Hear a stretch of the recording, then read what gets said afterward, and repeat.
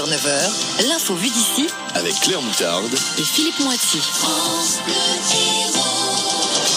Toujours pas de mosquée à Montpellier. Mais le conseil municipal s'est penché sur le dossier hier. Pas de mosquée, mais la mairie a signé un bail amphithéotique de 99 ans avec les deux associations cultuelles qui gèrent les lieux de prière de la Paillade et du Petit Bar.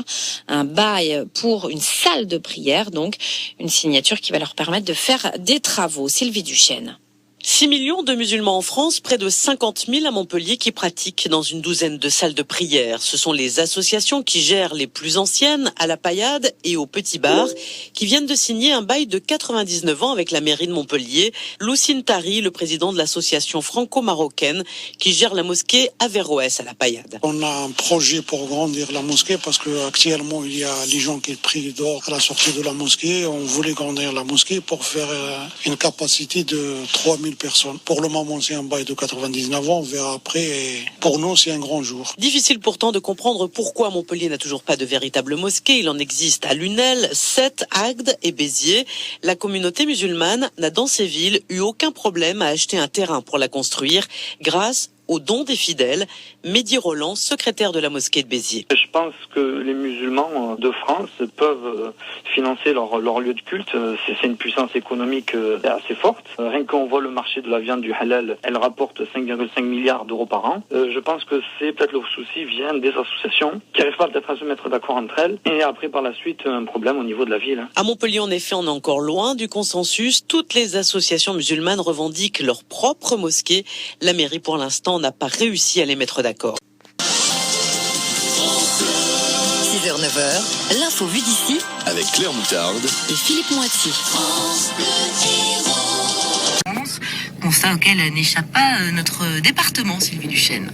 À Béziers, les musulmans disposent d'une vraie mosquée construite en 2002 dans le quartier de la Devèze avec l'argent des fidèles.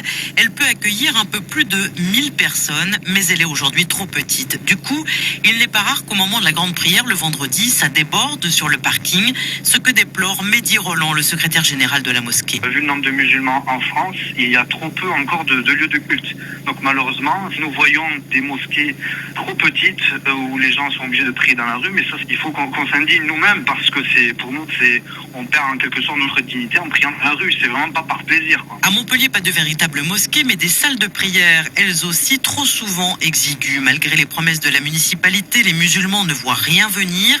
Ils ont pourtant les fonds pour financer leur mosquée, assure Abdelkader El Maraki du Conseil régional du culte musulman. Nous, on veut pas que la mairie utilise l'argent des contribuables parce que nous avons des citoyens français qui sont pas croyants, mais qu'on ouvre juste la possibilité aux musulmans de financer eux-mêmes. C'est de l'argent sain, c'est de l'argent que les gens ont bossé pour l'obtenir, pour avoir un lieu digne pour faire la prière. La communauté musulmane aurait trouvé un terrain près de la Paillade. Elle espère pouvoir déposer rapidement un permis de construire. Le projet de mosquée à Montpellier, on y revient avec l'invité du 8h10 de France Bleu Héros. Dans un instant, juste après le journal, Philippe Tinès, chargé du dossier à la mairie depuis 6 mois. Et puis on y reviendra aussi, je l'espère, avec vous dans la ligne ouverte, en se demandant si ce projet de débat de l'UMP autour de l'exercice du culte, particulièrement l'islam, est-ce que finalement c'est un débat nécessaire? Est-ce qu'il y a des questions qui se posent sur l'islam et les lois de la République? Ou est-ce qu'il y a un risque simplement de stigmatiser une fois de plus une communauté? Vous nous en parlez ce matin sur France Bleu Héros, 04 67 58 6000.